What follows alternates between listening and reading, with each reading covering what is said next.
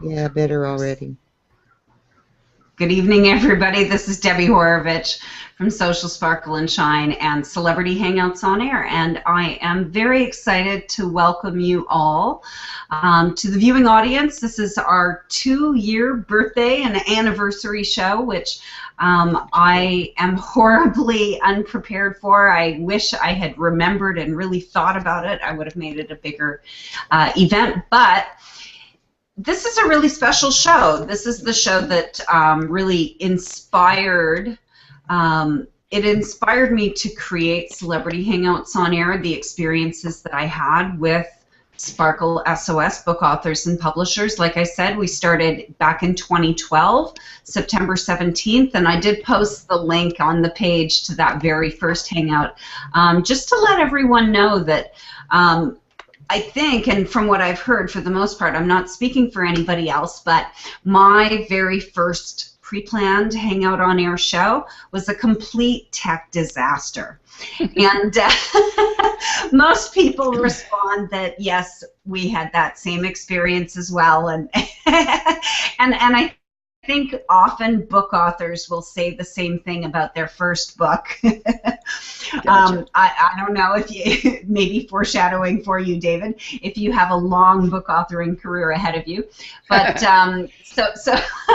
so I'm happy that tonight, you know, as the show has evolved over the years, it's really become much more of an active peer mastermind. And just to let everyone in the audience know where I came from, I started this show, Sparkle SOS Book Authors and Publishers, because at the time, 2 years ago, I was really, really insecure about my possibilities and the idea of me being able to be a published author, and it was something that I really wanted to experience and achieve in my life, but it seemed so impossible, and there really wasn't the support existing.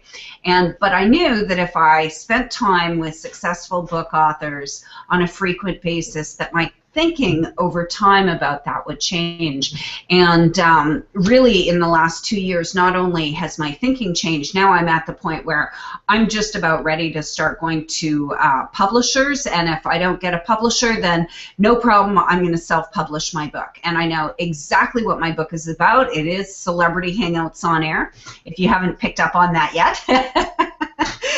Where I didn't even know what I was going to write about 2 years ago. Now I know exactly what I'm writing about.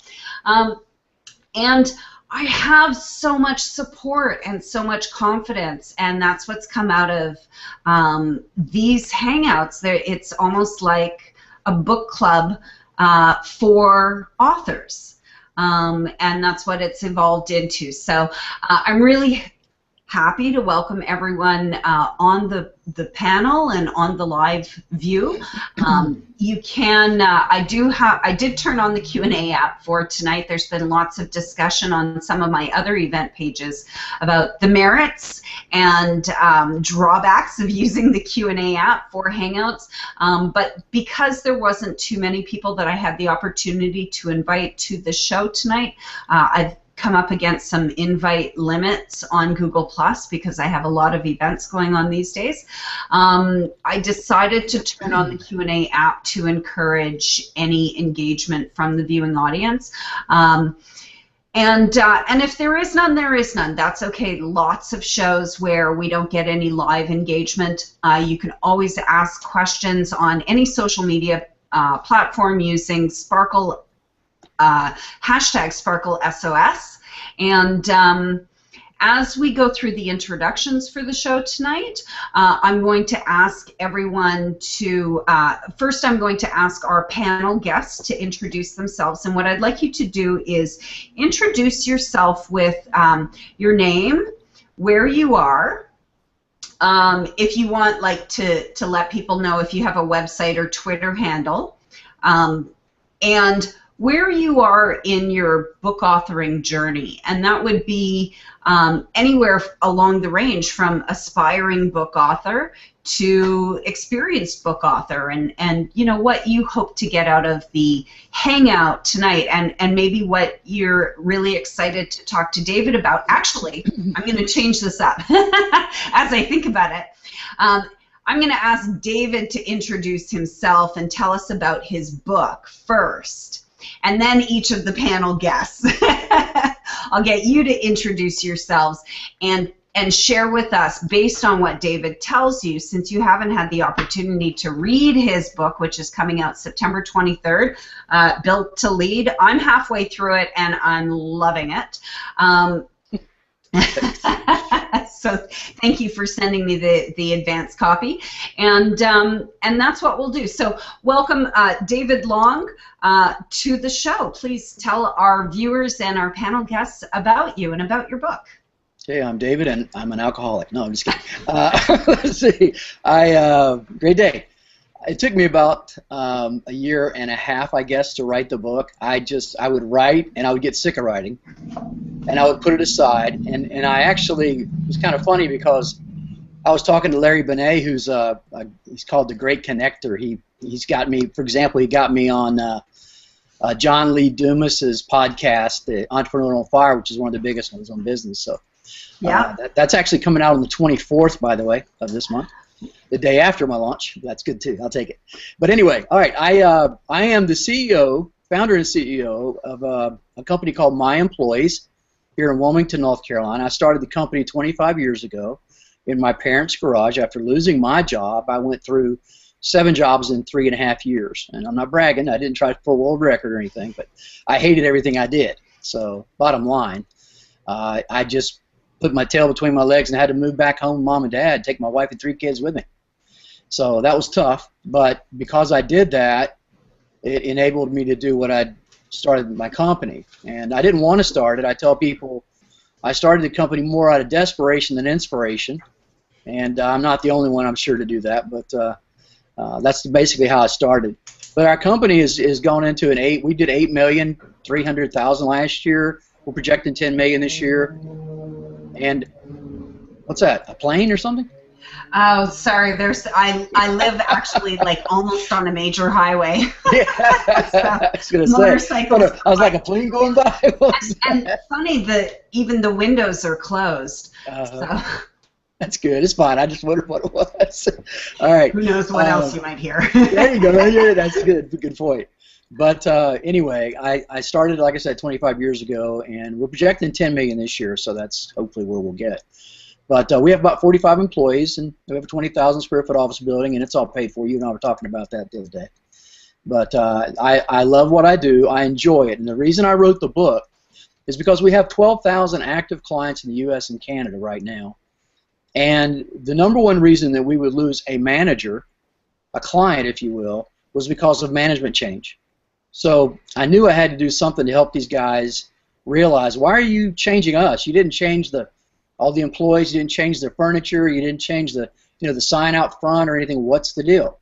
It's just that new people coming in a lot of times want to do something different so they can make it their own. So that was a problem. So I also saw massive failure when you go to all the research. For example, World at Work surveys, they've done these several years and they found the same thing. Is that for every 100 employees, and this is across all industries, by the way, for every 100 employees, only 6 or 7 of those people ever become a manager, and of those people, less than 1 ever gets promoted again. And the other ones that didn't get promoted typically are gone from the company within 5 years. So that is a massive failure rate. 1 in 100 actually gets to the second level. Wow. That is the top 1%, literally. And that's actually, our company is in the top 1% of companies in our industry, in the country, probably in the world, but we'll just say in the country. And I'm very proud of that. I've got great people. Like I said, roughly 45 employees, and they're very loyal to me, and I'm very loyal to them. That started first. So I wrote the book, and of course, I don't know that you've got yet to them, Debbie, there's 3 stories of my employees in the book. Have you got to any of them yet? Stories of your employees. Well, at the point where I'm reading, it's just close. Right, talking about the winners emerge. Yeah. Okay. Which I love that. It's right at the start of chapter 5. Yeah. You're not there yet, but you're getting there. You're going to see 3 of my employees, my top employees, their stories of how they came to work with us and how they were basically abused by their former employers. not treated right, you know. Absolutely. And yeah, so that's why they're with me, and of course they're very loyal to me. So I like that. Anyway, what else you want to know about my background or anything? By the way, I'm in my library, and I got these 6 spots here. That's why you got the little crown thing going. I'm looking at here. What do you so anyway, that's why I don't have a big light right on my face. Well, welcome, David. I think I know that I can share with everyone in the audience. It's in your book, so I'm sure that you're fine with sharing it. Sure. That I think you said at some point that your book is your library is worth something like $30,000. 300,000. Oh, 300,000. Yeah, So you would be like on that TV show of collections, where that guy goes around and evaluates collections. Oh my goodness. Yeah, this is my house, my library in my house, but this isn't all of it. I've got in my bedroom, the next room over, I basically took over whatever you see behind me back here, there's that much and more in the bedroom wall. So you're not even seeing all of it back there. So I'm going to go over the kind of deal. It goes further and further. Oh, wow. Yeah. So, yeah, I'm a freak. I read. I told you this, Deb. I read about usually 3 to 4 hours a day, at least 3. And that's really, I think that's the #1 key to my success has been the fact that I read for knowledge, not read for entertainment. But it has actually become entertainment to me. You know, I'd rather read a good business book than I would watch a stupid TV program any day. Yeah. And I try to teach my people the same thing. I find that sometimes I need to shut my brain off, or my brain, I just feel like my brain, I do so much thinking all the time about various projects, and usually like if my brain starts to exhaust on one project, I just move on to another work project. And I very rarely unplug from work, and so TV is my unplug from everything. Yeah. Yeah, I actually, and I think I mentioned this to you, but it's in the book too, but I actually take off. My company is running really so well now because of systems we put in place, and I've got awesome people that I really take off about 20 to 22 weeks a year. And, you know, 12 weeks we did just in the summer up at the beach house up in Surf City, North Carolina. So we just hang out there. We'll go up, and I was only in Wilmington, which is here, where my main house here is. I was only here 1 week out of every month, if that. Sometimes not even a whole week, 4 or 5 days maybe. So that's what I'm saying. My company, I've incentivized, and here's how I basically have had to do it. Of course, I talk about systems, but how we've been able to do that is I do basically, my people have 2/3 of their pay is fixed, their salary, and then 1/3 of their pay is at risk. So, interesting, like a performance. Yes, it's bonus, basically. There's commission or bonus or both or whatever. So if they goof off and I'm out of town, they shoot themselves in the foot.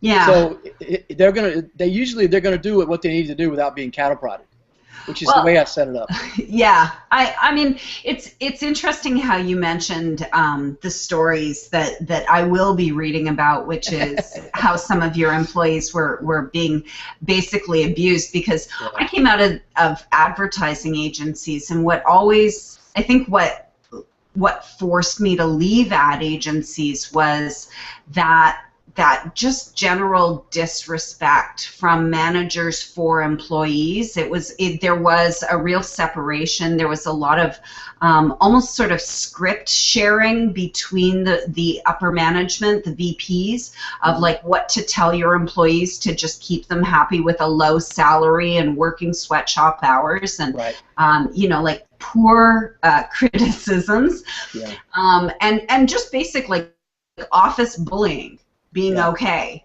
from management to employees. And it really, for me, it basically is what forced me into being self-employed. But I have to say that I love that.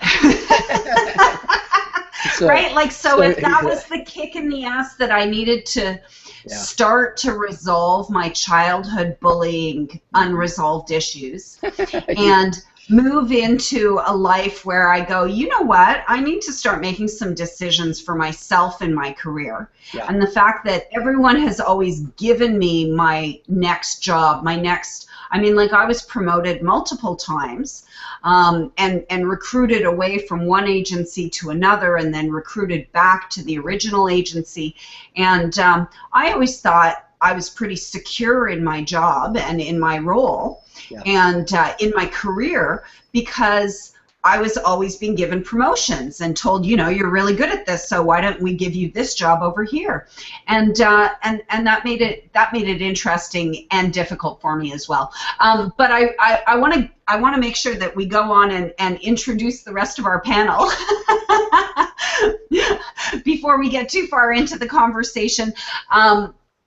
And I'm not sure if you all are in the same location on the thumbnails, so I will let you know. I think I will start with Elaine and then Molly, and then Zara. So hello, Elaine. How are you? Please introduce yourself for the audience and let David know, you know, if there's anything in business that he can help you mastermind with tonight. Excellent. David, thank you so much for being here and for being a part of this. It's a huge honor to participate with you. I'm really excited about your book. I'm a big believer in leadership, that everybody is actually an innate leader without knowing it. That's and true. when you learn how to be an effective leader, you just turn on the taps for your future. It's huge. I agree.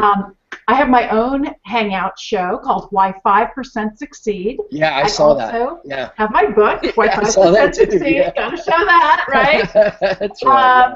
Yeah, and I am very passionate about helping small business owners and entrepreneurs understand what it takes to really explode their business and have huge success. So I'm very interested in what you have to say tonight. I don't want to take up a lot of time right now. Okay. Like you, I read 3 to 4 business books a week, and one of the programs that I really recommend is called Photo Reading by a company called Learning Strategies Corporation. And they'll teach you how to very quickly peruse a book. You've got questions in mind to ask the author, and you actually leverage your non-conscious mind to get the information you want, and only that information. It's a really fast way to glean through a lot of information in a short period of time. Okay. Thank you. Excellent. Thank you. I really appreciate that suggestion as well. I think it's time for me to move on from this lifelong.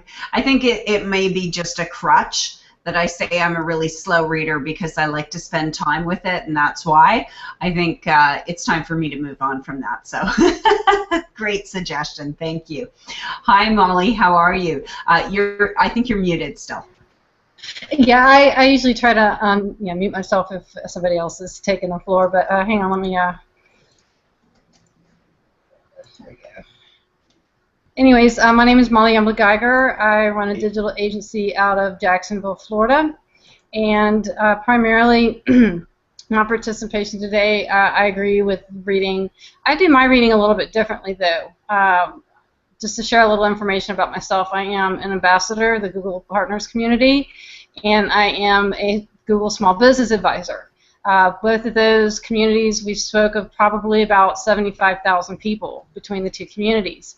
Wow. And primarily the way I read is I use a technique from Google called Google Alerts, and that's how I stay on top of technology trends, information, data about Google+, announcements, that type of thing. So I probably spend on average at least a couple hours a day just reading about technology and trends and that type of thing. The writing aspect for myself, I've not really taken on the challenge of writing a book so far, but I do regularly write posts about technology and Google products and that type of thing. So that pretty much sums up what it is I do. Good, thanks. I'm really glad that you could be here tonight, Molly. And do you think that having a book published would be something that would help your business and your career? I do. I can just say for myself over the last 6 months, from early March when I was promoted to an ambassador to where I am today, I've actually been able to take that title and just really had a very incredible experiences over the last 6 months. I've been using it with social media marketing, which is something I'm a huge fan of. It really is. It's free advertising, and it's right there. I mean, for a minimum investment of time and proper use of technology, you literally can create your own brand, advertise it, build yourself a network, an audience, if you will, and market yourself. So I do think in the future that just based on my experiences over the last 6 months, it would be interesting for somebody to learn about, well, here's somebody who 6 months ago, she's Little Miss Digital Agency in Jacksonville, Florida, nobody's ever heard of her, and now I'm networking with people like the executive chef of NASCAR. I'm working with a movie producer out in Los Angeles who's done work for CBS and NBC and ABC. I'm working with an international music producer who has platinum records in his office who just was told yesterday is going to be one of the judges on the Grammys next year. So, I mean, I can say for myself, again, it's social media marketing, the writing the book, sharing these experiences with somebody, I think is really beneficial. And I will add just one quick thing. Within the Google Partners community, we have something called #GPC War Stories, where we can actually take real-life events like what I just described and share that with the community. So I think ultimately in the future for me, yes, writing a book is definitely a goal I would like to accomplish. Mm-hmm. And I feel like you have such a unique story to tell, like that a lot of people would be really interested to hear it. Even people who want to figure out, you know, could I do it? Is it something that I could do? So thank you so much for sharing that. Yep. Thank you. Hi, Zara. Oh, you're muted. Hi, Debbie. Thank you so much for having me here today. Really an honor. Great to meet you, Dave. Likewise. I am on Google Plus all the time, and I have to agree with Molly that I do a lot of my business reading online. I do get alerts. I get notifications from people that I follow online, and they have business ideas and business suggestions, and I try to incorporate some of those into my personal practice. And what I do is to help people and businesses get familiar with how to negotiate the Google Plus layer. I do have 3 books in the works, sequential, about working on Google Plus, and I am also kind of on the back burner right now, writing an historical novel set in early 6th century Italy in Ravenna. Great Wow. day. I love historical novels. I got a plate full there. Wow. I wanted to point out, Elaine, I don't think you mentioned this, but you do have a book. Yes, you did. Yes, she did. Oh, you did? Okay. Yeah. I held it up. Oh, that's right. I do that all the time. time. Yeah, and I also can recommend a very easy way to put together your book outline, if that would be appropriate. Absolutely, and I think it would be of value to the viewers as well, so please jump in. Okay, so if you want to write a book, get some little index cards and brainstorm with a friend if you want to, but come up with 10 frequently asked questions that anybody would ask about your topic. And then try to come up with 10 should ask questions. Those are questions that dig a little bit deeper. They're more about the strategy. It's something that only an expert would know, and it really positions you as being somebody who thinks much more deeply about your topic than merely the superficial frequently asked questions. So you want to get 10 frequently asked questions and 10 should ask questions. Put them on an index card, 1 question per card, and then on the back of the card, make yourself 3 bullet points of key topics that you would want to address to answer that question. Okay? So for each question, 3 bullet points that would answer the question. Then get somebody to actually interview you. They hold the card, they read the question, they hand you the card, you read the back of the card, it reminds you of the bullet points and what you want to say. You record that conversation, have it transcribed, and you've got a rough outline of your book. From there, you need to add some research, some data, stories, case studies. It's fairly straightforward to quickly get your thoughts together and get an outline together. And of course, do a few hangout interviews with people that you can incorporate those into your book as well. Absolutely. Great suggestion. Thank you so much. Sure. And David, why don't you tell us, I mean, I know that your book comes out next week. You are you're published by Next Century Publishing, which they're out of Las Vegas. What kind of publishing company are they, and what's been your experience with them? Good so far. Yeah, they actually they have different they have like 3 different packages for doing the marketing of the book as well. Okay. And that's different. I had not so seen that. Sort of like an author services Yes. company? Yes. Yeah. And see, I was actually on the board of directors of Tremendous Life Book Foundation. You guys know who that is and what that is? You know who Charles Tremendous Jones was? No. Not me. Okay. You never heard of Charlie Tremendous Jones? Never? None of you?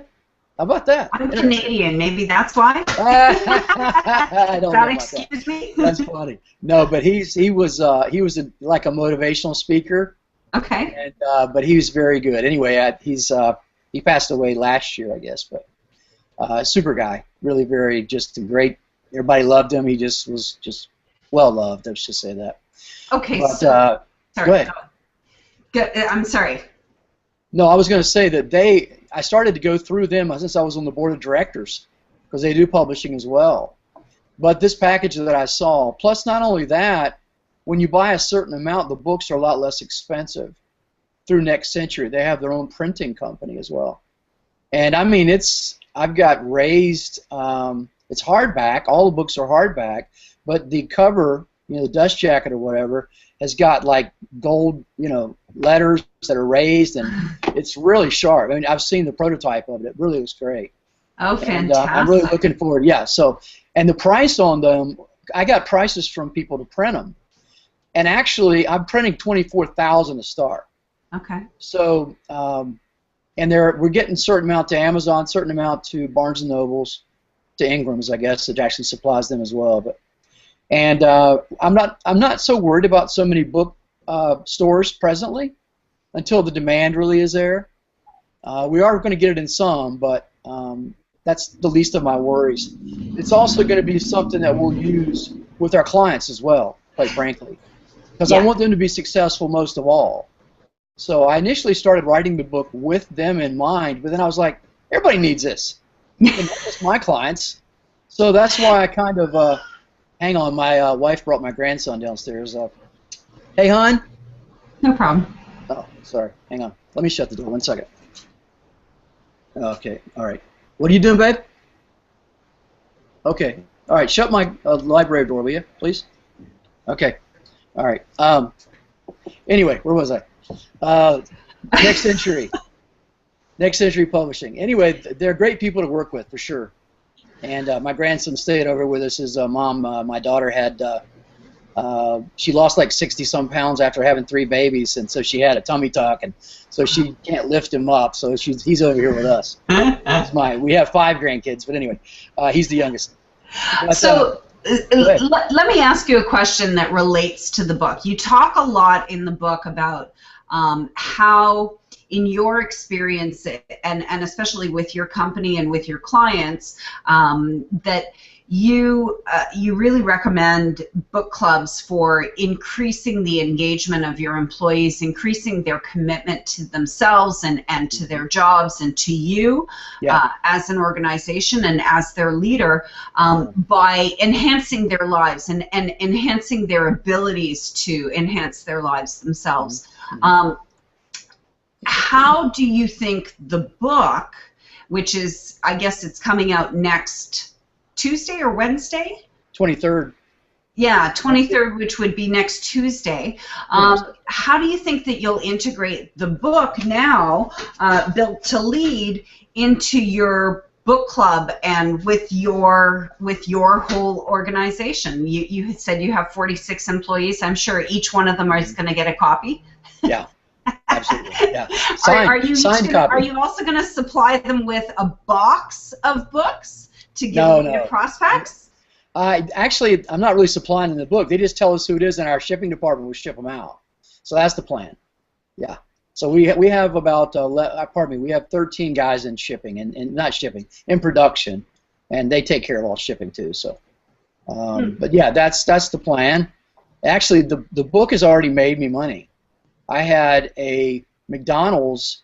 We do Employee of the Month plaques and recognition programs and employee engagement surveys, that type of thing. So we kind of do soup to nuts, all of it. But we had a district of Walmart, not Walmart, we have them too. We have about 2,000 Walmart stores. That's our biggest client. But the McDonald's district manager changed out. And here you got this new district manager coming in and want to do something different. Oh, so perfect. I told my RC manager, recognition consultant manager, that takes care of the clients. Once they're sold, we have 10 or 11 people that take care of the clients. And I told him, I said, look, call them up and offer to send them a copy of the book. And they were impressed with that, so they renewed. It was $36,000. So that's pretty cool. I mean, that was a good start right there. Yeah, absolutely. Well, I mean, that's one of the biggest things. I think one of the biggest unknowns for book authors, especially for nonfiction, for people who want to write like business and Sure. small business books, is how to get bulk sales and how to actually make money off of the book, not just, you know, there's a lot of, well, you're never going to make money off of your book, whether you have a publisher or you don't expect to sell the book and have it make money, but expect to have the book sell you, and you'll make money in that way. But what you're talking about is you just made a bulk sale to a client, which is brilliant, a brilliant way, and I think it's what Jack Canfield also recommends. That's not what I meant. I'm saying I'm saying the district manager was a new district manager. Yeah. And I said, talk to him and offer to send him a copy of my book. Anyway, in the meantime, the guy was talking with the managers, and when my RC manager, David Strange, who's in the book, when he offered to send a copy of the book because it's going to help their managers, then the guy said, oh, all right, well, I guess we'll go ahead and do it. So, I mean, he was on the fence, and the book helped pull him off the fence. So that was what I'm saying. Fantastic. So that was a $36,000 awards employee recognition sale. Gotcha. Sorry. Gotcha. I'll take the $36,000 book. Absolutely. It is. Matter of fact, I'm working on 4 or 5 different ways to use the book in marketing our products, because, like I said, we have 12,000 active clients. Mm-hmm. We send a sample plaque to companies across the country and Canada as well, but we send a plaque that if they had to go out and buy it, it would cost them $35, $40. And we have their company logo in color at the top, and then we have what title they're recognized for. On the bottom, they have their name. So we ship that to them in a really nice presentation box, and 1 out of 3 people becomes a client just from seeing that. So that's pretty cool. So that's how we built the business primarily. It's expensive. It cost me $11 hard cost to ship every one. So, but I think long term on everything I do, which is what everybody should do, is don't just think whatever you just did cost you money, because you can. I call that casting, throwing some seeds out. Our samples are our seeds, and we convert those into sales. Like I said, 1 out of 3, and the average sale is about $800 first year. So yeah, for every $33 in samples I actually physically pay for, we get $800 in business. And when they come back, I don't have to pay the sales commission. We pay them a residual commission, but that's how we built the business. That's how we're continuing to grow 20% every year on top of 20% for over 15 years. Whew. That's in this economy. That's awesome growth. Yeah. What is so interesting is that now I'm looking at my business and I'm going, oh my God, I'm actually and I don't know if it's guided by this book or being supported by this book, but I've committed to actually writing a business plan now within the next 2 months, and really legitimizing things in my business. Now, I do want to get to, I know that each of the three ladies on our panel has a question, so I would like to start with Zara. You mentioned that you had a question first, so why don't you pose your question for David? And, hi. Okay. Hi, David. Hey. I was really interested in your management statistics, the 1 out of 100. And I'm wondering what you have to say in the book about helping people understand how to be that 1 in 100. I just basically, if they follow the 7 principles that I have in the book, and the first one really, well, the 7 principles real quick. The first one, well, before I get to the 7 principles, I actually say 3 things that destroy a career. And the very first thing on there is they think they've learned all they need to learn, and they stop. And that's foolishness, because the world's changing so rapidly. It's a joke. You have to stay in. It's just like when you guys are talking about Google. I mean, go back 10, 15 years ago. That really was nothing. Yeah, it didn't. Now it's hardly a even huge exist. company. You know, you have to be paying attention to what's going on. You know, I tell people, if you're a general and you've beaten everybody around you, and all of a sudden you're just going to get drunk and be merry and just have a good time with your people there, and nobody's out paying attention to what's on the other side of this mountain range or over here or whatever, then somebody's going to sneak up on you and you're going to be conquered and crushed. I mean, you have to pay attention to what's going on. In competition, you have to know what's going on with what's happening with your competitors, so you can stay ahead of them. You know, if you've ever read the book Blue Ocean Strategy, it talks about don't compete where you are, go to another playing field. You know, and that's one thing we did. We added color. It cost me $250,000 to buy color printers to print a company logo on the plaques in full color, like they were intended. So my competitors can't afford to do that, most of them. So I moved to another playing field. And our last guest, Sally Hogshead, would say, you don't change the message, you change the audience. Yes, that's right. You change the game. Indeed, all of it. Mike Michalowicz would say that. Break the curve. Yeah, there you go. Thank you very much, David. Yep. Yeah. Did I answer your question? I don't know that I really did, because I kind of started talking about something else. Well, the more you want to say about that, the more I'm curious. I can talk about it for an hour on one thing. Oh, no, we don't want to have the show. No, we won't do that, but go ahead. It's just that many of the same principles that apply to moving forward in management also apply to becoming a successful micropreneur, because you're managing your own business.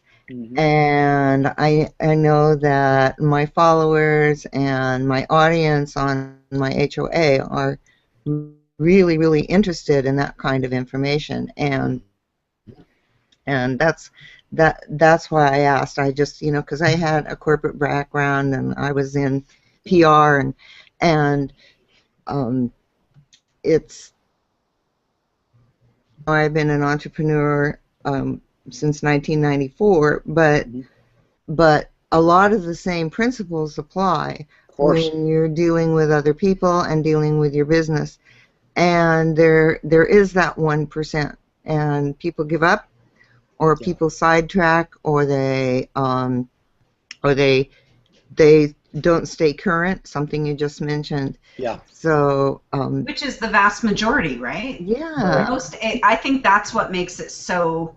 In most ways, if you take action, if you decide what it is that you want to achieve and you set forth boldly towards it, most people never will.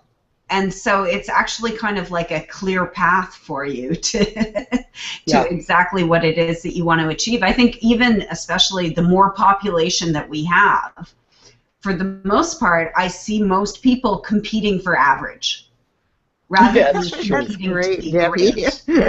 That's true. You know, it's surprising that it doesn't take that much extra effort to be way above average. You know, people just, you know, they just, okay, well, I'm not going to be able to be, you know, this great. I'm just going to be like everybody else. They treat themselves as a commodity, and that's how their clients and customers will treat them, as a commodity. Like I said, you've got to offer something that's different than what everybody else offers. Yeah. I don't know. For me, it makes me so happy that I'm offering what I'm offering. Well, it's definitely your passion, no doubt about that. I'll tell you. Thank you so much. Let me move on to Molly. You had a question as well for David. Do you want to ask? Yeah, I was just curious what type of online techniques that you use to market your book. For example, do you have a website? Mm-hmm. Are you using social media? Yeah. E-commerce? What platforms are you using to get the word out about your book online? Not so much e-commerce on that, because we're going through Amazon for fulfillment and Barnes & Noble, but it's top10manager.com. Okay. It's the website. Right. And you can check that out. I think that the resources on the website are really awesome, especially what interested me and what I know that I'll be going back to and actually really diving into deep is the resource guide for setting up your own mastermind group, which is something that I've actually been really planning, and it's almost like serendipity now that you just put the plan right in front of me, because I was like, I need to start events and I need to start a mastermind group. and I talked about that in the education chapter, which you just read. So, and there's stories in there. You heard several guys, John and Rob's stories. Rob's business, just being in the last couple of years with his business is 300% up. That's, which is better than mine. So, but he's and I've helped him get clients because he's a sharp guy. He saved me over $100,000 last year as our virtual CFO. So I introduced him to other people, and that never would have happened if I had not met him through one of my brothers, actually. And we hit it off, and I asked him to be in our mastermind group. So he's done really well. Yeah, you really talk about that a lot in the book, at least the portion of the book that I read. I read half of it. So that the mastermind part was a large amount of what I read, and it really I really like how you make it very attainable for the readers. Like it actually doesn't have to be that hard to set up a mastermind group. You don't need that much to get started. What you need is someone that is like a peer, but in a different business or a different industry that you can mastermind with, and then you start to grow it from there. I think what I like as well is that you recommend once a month meeting. I think within your peer level, and I think that is smart, because as business owners we really don't have that much time, and I think that it's important we learn how to get things done in a short period of time with our mentors. The further we go in business, the more efficient and respectful of everyone's time that we want to be. So I like how you outline that a lot. You want to know why I picked a month? Please. Because a week is not enough time, or 2 weeks is not enough time for people to do full implementation. So if they get enough time to get it done, they have enough time to work with their people, they have enough time to roll it out, then we start to see the results from that. And when they come to our mastermind, and we do, like I said, once a month, we have 6 CEOs. Everybody in there has $1 million business or more. Most of them are, I'm actually the biggest one at about 8, or 10 or whatever this year. But the next one is about 3 million. And then the others are 1 million to 2 million, somewhere in that area. And we meet once a month, as you said. We meet at 8:30. We go to 11:30. Then we go to lunch together for another hour and a half. And is there a membership fee that anyone pays to anyone, or is it just the qualification that you have to have $1 million or more annual revenue? We don't charge any. I don't do that. But here's what we do: if they goof off and don't show up, we replace them. And you can't come back. No, we don't allow you to come back. Right. I had a guy recently. There's no value in having someone not show up. No, if they come in and you help them with their problem and they disappear, they're no use to the group. I've been in mastermind groups. I was in Joe Polish's 25K group, which is obviously what it sounds like, $25,000 a year to be in that. Yeah. I was in Darren Hardy, Success Magazine publisher, Mm-hmm. his, which was $10,000 a year in San Diego. Joe's is in Phoenix. And you do those several times a year. It's expensive, but you're around a different caliber of people. Well, that's the thing. Some serious money. I actually hear recently a lot. I guess, you know, maybe I've changed the group of people that I'm exposed to on Facebook, and I've gotten into some high-end funnels instead of all the low-end funnels. Yeah. And it's funny because what I'm hearing now is six-figure coaching packages annually that people are selling. And what I came to realize was that for the business owners that are buying this $10,000 a month plus coaching package, that's an expensive for them, one, for sure. it's a business. It's a lot of money, but you know that they say it's worth it what you pay your mentors and your coaches, as long as you're getting that money back in your business. Oh yeah, if definitely you take better action, get it then back. you are. But it's one of those things where you're so much more committed to the process. The more that you commit, and I think that actually is in your book, David, where you say that you're making a big commitment to your mastermind. Yep. And then you're committed. Like if you don't show up, why are you just wasting money in your mastermind? But what I came to realize was that the business, it is actually a business expense of over $100,000 a year. So it's not like you're taking money out of their pocket from their home personal bank account or out of their kids' education fund. This is a business expense that helps them grow. Yeah. And I never understood that. And as soon as I realized that, I was like, oh yeah, it's so easy now for me to understand how I could price a Google Plus Hangout on Air event for $100,000 or more. Wow. That's a big one. That's a big one. No doubt. Okay. Let's start with the 1,000 or 10,000 first. Thank you for the feedback, David. I won't be selling it to you. You know that. That's classic. Molly, does you had your questions covered and answered? Yeah, I just more or less was curious if he was utilizing his own e-commerce platform. I'm a big fan of e-commerce, so you know, if you're using the channels through Amazon, you know, that's definitely a good way to go.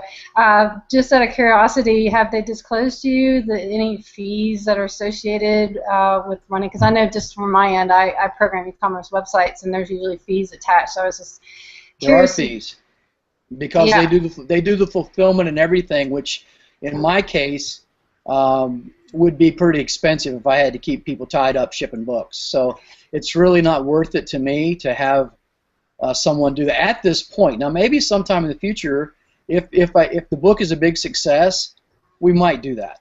One thing that I will tell you guys is that I've done on the last couple interviews. I had the idea the other day. Once I'm a marketing guy, by the way, but I came up with the idea of anybody that buys the hardback version of the book, all they have to do is send me an email to davidlong@top10manager.com and just put in their Amazon receipt number or whatever, and then I'm going to send them, when it's completed, an ebook version of a copy of the book for free. So that's just another way for them to have it. To bonus that. Yeah, that's right. And it makes it so much more likely that they'll have access to it on whatever device that they might be using. Right. I think that that's brilliant. It's in some ways similar to what I have been trying to implement with my own business and Celebrity Hangouts on Air to increase the engagement of the students in the course. I just launched what I'm calling the Buddy Pass. So when you buy any of my training programs, within 30 days, you can give away as a gift or get a colleague or a co-host to be joining you in the process, and then you don't even have to really pay as much. You don't have to invest as much energy to get out the same or even increased value. So, and Elaine, I know that. Thank you for waiting. I know you had a question as well. That's Please quite go all ahead. right. It's worth the wait. This is a great conversation. I wanted to ask David, if you have included some exercises in each chapter of your book. I did. Actually, I put it at the back of the book. When they're done, it's a check-off list of the things they do. I started to do it every chapter, and I kind of in some ways wish I had, but the last few pages of the book is actually like I think about roughly 2 pages, I guess, something like that, of various things throughout the book. That if people did those, oh my goodness, it's the whole book encapsulated, but it's an action plan basically. And what I tell people, and Debbie read the beginning of the book, but I tell people go through the book, highlight it, go back and immediately reread the highlighted portions, and take action on doing something with it. Mm-hmm. And that's what I do at the end of the book. It really, the last chapter is the one let's see what it's called. It's Choose Wisely. And because you've been told what to do, and I relate that story in Indiana Jones, the Last Crusade movie, where the old knight in there was guarding the Holy Grail, and Indiana Jones went in there and he's choosing which cup supposedly Christ had drunk from, and the knight told him to choose wisely, because if you choose the wrong one, you were going to die like the guy who just died in the movie. So that's why I say, you know what to do. You need to choose wisely now. So use your time wisely. Create a plan of action and do it. Because the vast majority of people just don't take action. And like I said, it's not that hard to stand out from everybody else just by doing a little bit more. That's all it takes. It's amazing that people don't get that. I actually, I don't know where I got it from, but I knew that at the beginning of my career. I started as an intern, as an assistant at ad agencies the same day as another girl who graduated from college with me. And it was just my intention to work harder than her and to be more focused than she was. She was also liked to socialize and go out and drink and party and was much more interested in the socializing of the job. And I really just wanted to learn. And so I knew that I could advance myself much more quickly if I really focused and took a lot more action. So thank you for sharing that. And does that answer your question, Elaine? Yes, it definitely answered my question. I have another one, though, if I'm allowed to ask 2 in a row. Yeah, sure, go right ahead. Can you let me share one thing right before you Please. Make sure you're not going to forget your question, are you? No. Okay, good. You just mentioned something, Debbie, that we actually talked about in work today and in my book club today. We had book club, 10 o'clock this morning. Yeah. And we were talking about attitude. And what you just described between you and the other woman that came into the ad agency at the same time is you had the owner mindset, she had the renter mindset.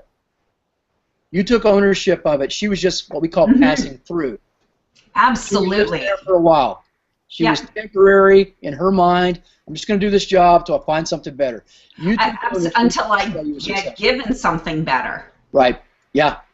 And I wanted to earn something better. I knew that I could advance more quickly if I just did 50% more, if I took some work home on the weekends, if I was passionate, if I played games to make sure that I learned faster and enjoyed the work that I do. I just knew that it would help me. Now, it did help me, but it also helped me just become a robot to the ad agency that I ended up hating that. I felt like a glorified money launderer, just moving a big imaginary pile of money from one side of my desk to the other. Okay, Elaine, you got another question, right? I do, and actually your comment was a really good segue to my question. So thank you, that was perfect. You're familiar with StrengthsFinder 2.0. Yeah. Yes, one of my favorite books. It's a great book. But the thing that I like the most is in the introduction, before they even get into the different strengths that people have, because they're talking about how some employees are like a black hole for energy. They just suck it out of the room. Everybody around them. They destroy companies right, left, front, and center.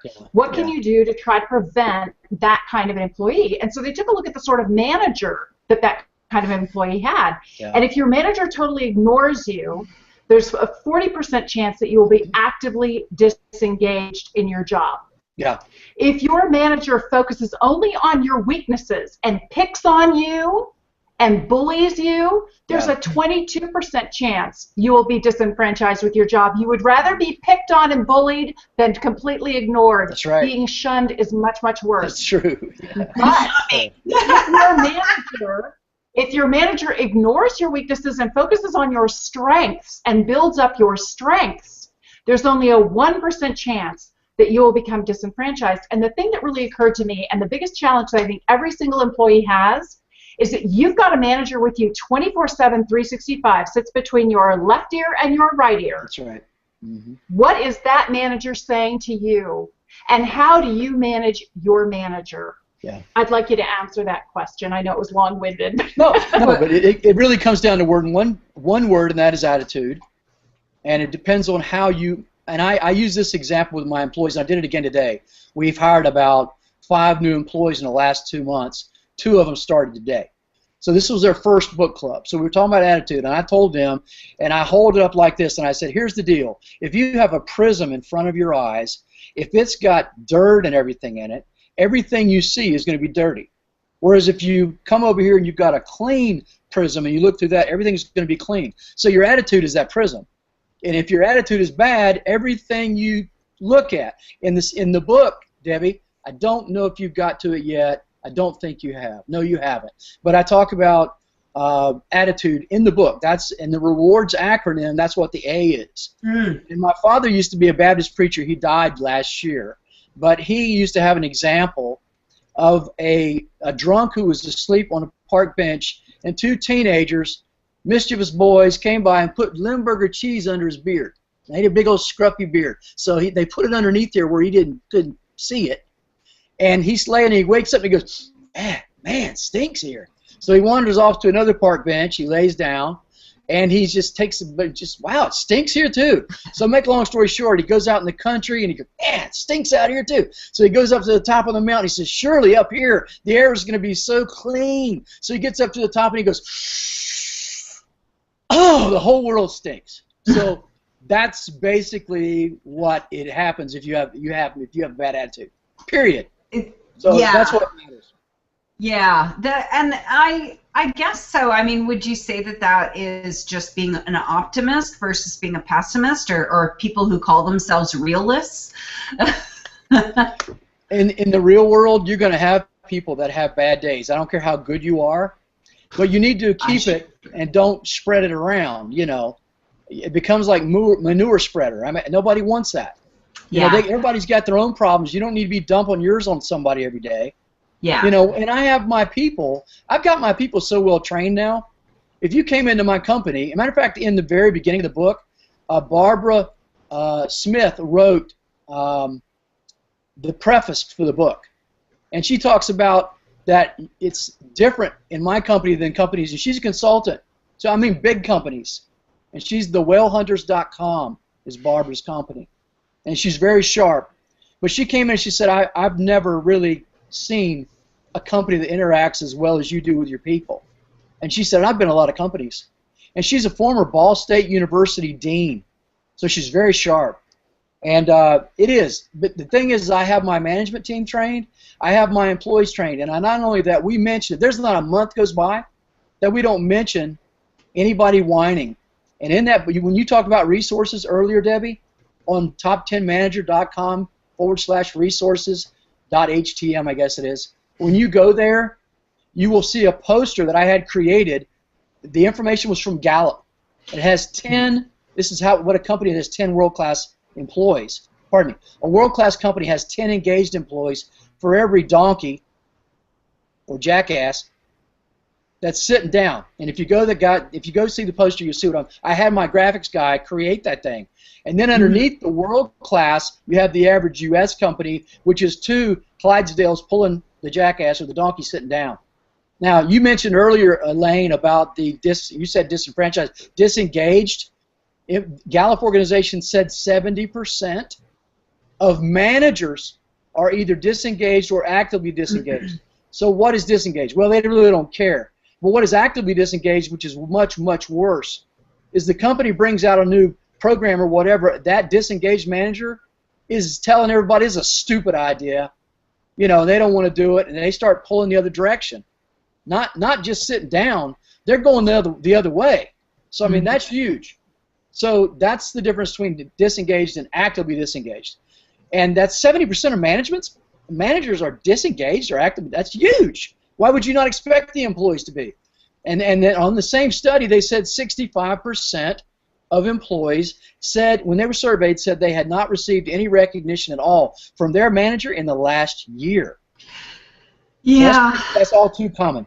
Yeah, yeah. It happens so much. I don't know. I hope sincerely that your book will spread far and wide, and that C-suite will smarten up and get rid of all of the donkey managers that exist. Yeah, there are plenty. There are plenty. Yeah. We're right at the top of the hour, and I know that some people have a hard stop tonight. So okay. I'm going to thank you, David, so much for joining us. It's been a real pleasure to have you here, and to have the opportunity to mastermind with you is really special, and to get your support for my show and for what I'm doing. I really, really appreciate it. And everyone who's on the panel and in our viewing audience as well, thank you for tuning in and for participating, and really for supporting me for the last 2 years and all along. So thank you, everyone. We're all going to go out on the 23rd and buy David's book, Built to Lead.